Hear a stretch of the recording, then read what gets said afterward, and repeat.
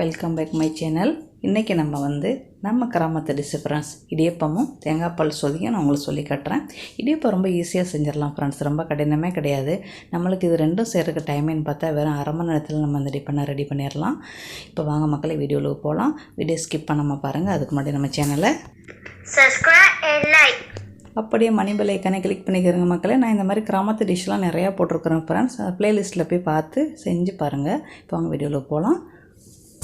இப்போ நம்ம இடியப்பத்துக்கு சொதி செய்ய போகிறோம். சட்டி நல்லா காஞ்ச அப்புறம் கொஞ்சமாக தேங்காய் எண்ணெய் ஊற்றுங்க. தேங்காய் எண்ணெய் நல்லெண்ணெய் ஊற்றிக்கிறேங்க, என்ன வேணுமோ ஊற்றிக்கிறேங்க. அப்புறம் பட்டை, கிராம்பு, அன்னாசிப்பூ, ஒரு ஏலக்காய் போட்டு லேசாக வதக்கிட்டு கொஞ்சமாக கடுகு, கொஞ்சோண்டு ஜீரகம், கொஞ்சோண்டு பெருஞ்சீரகம் போட்டு தாளித்து நல்லா பொரியட்டும். பொரிஞ்சு அந்த வாசம் வரணும். வாசம் வந்த பிறகு கருவேப்பிலையும் பச்சை மிளகா ஒரு 3 போடுங்க.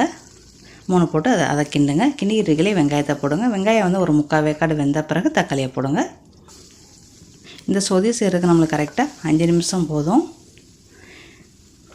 தேங்காய் பால் எடுத்து வச்சிட்டிங்கன்னா உங்களுக்கு 5 நிமிஷம் போதும். அப்புறம் 2 தக்காளி போடுங்க. ஒரு பெரிய வெங்காயம் போட்டிருக்கேன்னா, சின்ன தக்காளி 2 போட்டிருக்கிறேன். அப்புறம் வதங்கட்டும். அது கொஞ்சமாக உப்பு போட்டு கொஞ்ச நேரம் மூடி வைங்க. 1 நிமிஷம் அரை நிமிஷம் மூடி வைங்க. அதில் உங்களுக்கு நல்லா நமுந்துடும். நல்லா நமுந்த பிறகு நல்லா நச்சு விட்ருங்க.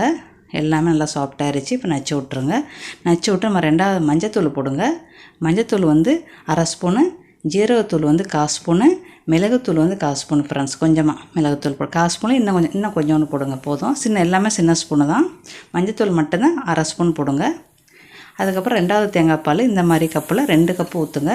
நான் ஒரு பெரிய தேங்காயில் பாதி தேங்காய் பூ தான் நான் எடுத்துருக்கிறேன். ஒரு 200 கிராம் தேங்காய் பூ ஃப்ரெண்ட்ஸ். பார்க்க போயில 2 கப்பு தேங்காய் பூ எடுத்து அரைச்சிருக்கிறேன், அவ்வளோதான். இது நல்லா கொஞ்சம் லேசாக கொதிக்கட்டும். இந்த மாதிரி கொதித்த பிறகு தேங்காய் பாலை ஊற்றுங்க. தேங்காய் பால் எனக்கு 1 கப்பு வந்துச்சு. இது நம்மளுக்கு கொதிக்கலாம் கூடாது. லேசாக ரசத்துக்கு மாதிரி நுர கட்டினதோடய அடைச்சிருங்க. இப்போ உப்பு பத்தலை, உப்பை கிண்டி விடுங்க. உப்பை போடுங்க. இப்போ அவ்வளோதான், இவ்வளோ தான் முடிஞ்சிருச்சு. லேசாக நுர கட்டினதோடய அடுப்பு அடைச்சிருங்க. அவ்வளோதான், நம்ம சொதி ரெடி ஆயிடுச்சு. இது ஆப்பம், அப்புறம் இடியப்பத்துக்கு ரொம்ப சூப்பராக அட்டகாசமாக இருக்கும் ஃப்ரெண்ட்ஸ். கண்டிப்பாக செஞ்சு பாருங்கள். இப்போ வாங்க இடியப்பம் போய் செய்யலாம். இடியப்பத்துக்கு 1/2 கப்பு தண்ணி ஊற்றி கொதிக்க வைங்க. கொதிச்சுக்கிட்டு இருக்கலையே உப்பு கொஞ்சமாக போடுங்க, மாவுக்கு தேவையான உப்பு. அப்புறம் 1 ஸ்பூன் தேங்காய் எண்ணெய் ஊற்றுங்க ஃப்ரெண்ட்ஸ். அது நல்லா கொதிக்கட்டும். கொதித்த பிறகு அடுப்பு அடைச்சிருங்க. 1/2 கப்பில் இருந்து 1/4 கப்பு வரைக்கும் வேணும். 1 கப்பு மாவாக இருந்தால் இப்போ மாவை எடுத்து வச்சுக்கிறேங்க. இந்த வரண்டியை வச்சு கிண்டுங்க ஃப்ரெண்ட்ஸ், ரொம்ப ஈஸியாக இருக்கும். இல்லைன்னா கிண்டுறதுக்குன்னு நீங்கள் கம்பு வச்சுருந்தீங்கன்னா அதை வச்சு கிண்டுங்க. இந்த மாதிரி கொஞ்சம் ஒரு பாதி தண்ணியை முதல்ல ஊற்றி கிண்டுங்க. ஏன்னா சில பேர் மாவு சீக்கிரம் இழுக்கும், சில பேர் மாவு கொஞ்சமாக தண்ணியை பிடிக்கும். அதை பார்த்துக்கிறணும்.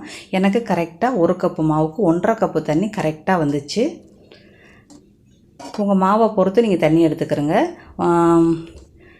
ஒரு 1/4 கப்பு இல்லை 2 கப்பு தண்ணி நீங்கள் கொதிக்க வச்சுக்கிறோங்க ஃப்ரெண்ட்ஸ். அதுக்கப்புறம் நம்ம அந்த மாவை தொளிச்சு விட்டு இது பண்ணுறதுக்கு கரெக்டாக இருக்கும் அந்த தண்ணி. இது இந்த மாதிரி கம்போட நல்லா சுற்றி வரணும். அவ்வளோதான், முடிஞ்சிருச்சு. கை வச்செல்லாம் கிண்டவெல்லாம் வேண்டியதில்லை. இந்த கம்பு நல்லா சுற்றி வந்துச்சுன்னா முடிஞ்சிருச்சு ஃப்ரெண்ட்ஸ். இப்போ கை வச்சு நம்ம கிண்டவும் முடியாது, ஏன்னா சுடும். அதை பார்த்துக்கிறணும்.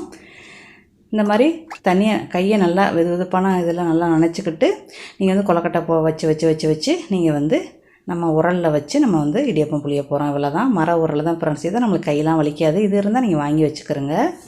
இது ரொம்ப ஈஸியாக இருக்கும்.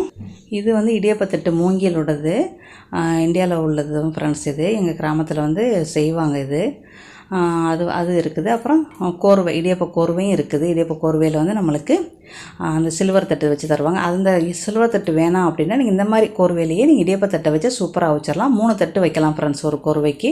நல்லா நம்மளுக்கு நல்லாவே இருக்கும். நல்லா அது கரெக்டான அளவு ஃப்ரெண்ட்ஸ். இது நல்லா கரெக்டாக இருக்கும். நம்ம கோர்வையோட தட்டு எப்படி அதே அளவு தான். வெறும் சில்வர் தட்டு வேண்டாம், நீங்கள் இப்படி வச்சுக்கலாம். அந்த கோர்வை இருந்தால் நீங்கள் மூங்கில் தட்டை கூட நீங்கள் 4 இது இருக்கிற இடத்துல நீங்கள் 3 தட்டு வச்சு தாராளமாக அவிக்கலாம் ஃப்ரெண்ட்ஸ். ஈஸியாக வந்துடும். இதுக்கு நீங்கள் எண்ணெய் தடவணும். அப்புறம் இட்லி தட்டு நல்லா எண்ணெயை தடவி நீங்கள் நல்லா சின்ன இடியப்பமாக செஞ்சிடலாம் ஃப்ரெண்ட்ஸ். இது ஒரு கொலக்கட்டைக்கு நம்மளுக்கு இட்லி தட்டில் கரெக்டாக வரும். அதுவே அந்த தட்டில் செஞ்சோம்னா நீங்கள் 1/2 கொலக்கட்டை வைக்கணும் ஃப்ரெண்ட்ஸ். அதுக்கு இப்போ நல்லா மூடி நீங்கள் அவிச்சிட வேண்டியதான். ஆனால் எண்ணெய் தடவிக்கிறங்க. இட்லி தட்டாக இருந்தால் எண்ணெய் தடவிக்கிறங்க. இப்போ நம்ம பீச்சை போகிறோம் பாருங்களா. பொசு நல்லா சூப்பராக நல்லா வரும். யார் வேணாலும் இது செய்யலாம். இந்த அளவுக்கு செய்யுங்க. செஞ்சு பாருங்கள் ஃப்ரெண்ட்ஸ். செய்ய தெரியலன்னு இருக்காதீங்க. கண்டிப்பாக செஞ்சு பார்த்து தெரிஞ்சுக்கிறங்க. இந்த பாருங்கள் எவ்வளோ சாஃப்டாக பொசு பொசுன்னு. நான் இடியப்பம் செய்ய கற்றுக்கிட்டது காலம் வந்து எனக்கு 13 வயசில் எங்கள் பாட்டியம்மா சொல்லி கொடுத்தாங்க. எங்கள் அப்பாவை பெற்றவங்க தான் ஃபஸ்ட் டைம் எனக்கு இடியப்பம் சொல்லி கொடுத்தாங்க. எங்கள் அம்மாலாம் செய்வாங்க, ஆனால் நான் வந்து கற்றுக்கறல அவங்ககிட்ட. அப்புறம் எங்கள் அப்பத்தா தான் எனக்கு சொல்லி கொடுத்தாங்க. இந்த மாதிரி செஞ்சுக்கிறேங்க. இந்த மாதிரி கையை நனைச்சிக்கிட்டு நீங்கள் வந்து அந்த மாவை லேசாக காஞ்சிருந்தால் இப்படி இது பண்ணிக்கிறணும். அப்போ உங்களுக்கு அந்த மாவு வந்து நல்ல ஈரப்பதமாக இருக்கும். நம்ம பீச்சருக்கு ரொம்ப ஈஸியாக இருக்கும். லேசாக மாவு காஞ்சி போச்சுன்னா லேசாக தண்ணியை தொளிச்சு விட்டு அந்த மாவை பிணைஞ்சிக்கிறங்க, ஒன்றும் பிரச்சனை இல்லை. நீங்கள் கண்டிப்பாக செய்ய தெரியாதவங்க கூட இதை பார்த்து செய்யலாம். கண்டிப்பாக செஞ்சு பாருங்கள். எவ்வளோ பொசு பொசுன்னு இருக்குன்னு பார்த்தீங்கன்னா, நம்மளுக்கு கையெல்லாம் வலிக்காது. மர உரல் வந்து ரொம்ப ஈஸி ஃப்ரெண்ட்ஸ் எங்களுக்கு.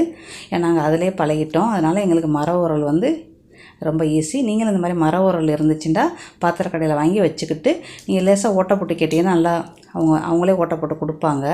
அதை வச்சு நீங்கள் செஞ்சுக்கலாம். இல்லைன்னா ஊக்கில் வச்சு நீங்கள் லேசாக ஓட்டை போட்டுக்கிறங்க. இப்போ நம்ம 2வது தட்டும் ரெடி ஆயிடுச்சு. இப்போ பாருங்கள் எவ்வளோ பொசு பொசுன்னு வருதுன்னு பார்த்தீங்களா? இந்த மாதிரி தான் நம்ம வந்து ஈஸியாகவே செஞ்சிடலாம். இது பீச்சருக்கு எல்லா இடியப்பம் பீச்சை எனக்கு டைமின்னு பார்த்தா வெறும் 15 நிமிஷம் ஃப்ரெண்ட்ஸ். இப்போ இந்த மாவை வந்து லேசாக தண்ணியை தொளித்து 2 தட்டு நம்ம வந்து ஆவியில் அவிச்சிக்கிட்டு இருக்கிறாங்க. இதை வந்து தண்ணியை தொளிச்சு விட்டு இப்படி பிணைஞ்சிக்கிறேங்க ஃப்ரெண்ட்ஸ். லேசாக மாவு காஞ்சிச்சு அப்படின்னா தண்ணியை லேசாக தொளிச்சு விட்டு பிணைஞ்சிக்கிட்டிங்கன்னா உங்களுக்கு மாவு மறுபடியும் சாஃப்டாக வந்துடுவாங்க. இப்போ நம்ம இடியப்பத்தட்டு மூங்கில் தட்டை நல்லா நனைச்சிட்டு அந்த கழுகுற அந்த மங்குக்கு மேலேயே வச்சுக்கிறோங்க. அப்போ நம்ம ரொம்ப குனிஞ்சு பீச்ச வேண்டியதில்லை. அதுக்கு தான் இந்த மாதிரி தான் நாங்கள் வந்து செய்வோம். இந்த மாதிரி ஒரு சுற்றும் நீங்கள் சுற்றி வைக்கலாம் ஃப்ரெண்ட்ஸ். ஒரு சுற்றினா இப்படி லேசாக இருக்கும் இடியப்பம். நாங்கள் வந்து எப்போவுமே 2 சுற்று சுற்றுவோம் ஃப்ரெண்ட்ஸ். அதுவும் இந்த அடுக்கில் வைக்கிறதுனால 2 சுற்று இல்லைன்னா 3 சுற்று கூட சுற்றுவோம். ஒன்றா அவிக்கிறதா இருந்தால் 3 சுற்றிலாம் அவிப்போம். ஒரு ஆள் 1 சாப்பிட்டாலே போதும் ஃப்ரெண்ட்ஸ். அந்த மாதிரி இது கண்டிப்பாக நம்ம வந்து 2 சாப்பிட்ணும். 2 சாப்பிட்டா போதும். சின்ன பிள்ளைங்க 1 சாப்பிட்டாலே போதும். நம்ம பாருங்கள் 2 சுற்றி இருக்கிறோம். 1.5 கொலக்கட்டை மாவு நம்மளுக்கு வரும். அதோட அந்த கம்பிலே வச்சுருங்க. பாருங்கள் சூப்பராக வச்சாச்சு பாருங்கள். இந்த மாதிரி வச்சு நீங்கள் அழகாக அவிச்சிடலாம். இப்போ இது ரெடி ஆயிடுச்சு. இப்போ அதை வந்து இட்லி குக்கருக்குள்ளே வச்சு மூடி வச்சுருங்க. இருக்கிற பேலன்ஸ் மாவையும் இதே மாதிரி இன்னும் ஒரு 3 தட்டு வந்துச்சு, அதையும் அவிச்சிருவோம். இது இப்போ அது வேகிறதுக்குள்ள நம்ம மறுபடியும் பீச்சிட வேண்டியது ஃப்ரெண்ட்ஸ். அவ்வளோதான். இப்போ நான் பாருங்கள் எடுத்து கொஞ்ச நேரம் 1 நிமிஷம் அதை ஆறட்டும். ஆறின அப்புறம் நீங்கள் எடுங்க. இல்லைண்டா நம்மளுக்கு பிஞ்சுக்கிட்டு வரும், இல்லைண்டா அதிலே ஒட்டிக்கிறோம். அதை பார்த்துக்கிறங்க. இப்போ நான் உங்களுக்கு எடுத்து காட்டுறேன் பாருங்கள். எவ்வளோ சாஃப்டாக எவ்வளோ நல்லா இருக்குது பாருங்கள். அவ்வளோதான் முடிஞ்சிருச்சு நம்ம இடியப்போடைய வேலை. எவ்வளோ சாஃப்டாக இருக்குது பாருங்கள். அப்படியே மல்லிகைப்பூ மாதிரி எவ்வளோ சாஃப்டாக நல்லா இருக்குது. நல்லா சாஃப்டாக இருக்கும் ஃப்ரெண்ட்ஸ். கண்டிப்பாக செஞ்சு பாருங்கள். இந்த அளவை கண்டிப்பாக நீங்கள் வந்து ஃபாலோ பண்ணுங்கள். 1 கப்புக்கு 1.5 கப்பு தண்ணி, இல்லைன்னா 2 கப்பு தண்ணி உங்கள் மாவை பொறுத்து இருக்கும். எல்லாத்தையுமே எடுத்தாச்சு. தட்டில் உள்ளதெல்லாம் நம்மளுக்கு ஈஸியாக வந்துடும். ஏன்னா நம்ம வந்து எண்ணெய் தானே தடவி இருக்கிறோம், அதனால் ஈஸியாக வந்துடும். அவ்வளோதான் ஃப்ரெண்ட்ஸ். இப்போ பாருங்கள் நம்ம வந்து இட்லி தட்டில் ஊற்றுனதையும் உங்களுக்கு காட்டுறேன். இட்லி தட்டில் பீச்சினதையும் எல்லாமே வேலை முடிஞ்சு போச்சு ஃப்ரெண்ட்ஸ். அவ்வளோதான். இப்போ நம்மளுக்கு இடியப்பம் ரெடி, சொதியும் ரெடி. அவ்வளோதான் ஃப்ரெண்ட்ஸ். 5 பேருக்குள்ள டிஃபன் வந்து நம்ம அரை மணி நேரத்தில் ரெடி பண்ணிட்டோம். கண்டிப்பாக உங்களுக்கு இந்த வீடியோ கண்டிப்பாக யூஸ்ஃபுல்லாக இருக்கும். யூஸ்ஃபுல்லாக இருந்துச்சு அப்படின்னா உங்கள் ஃப்ரெண்டு ஃபேமிலிக்கு ஷேர் பண்ணுங்கள்.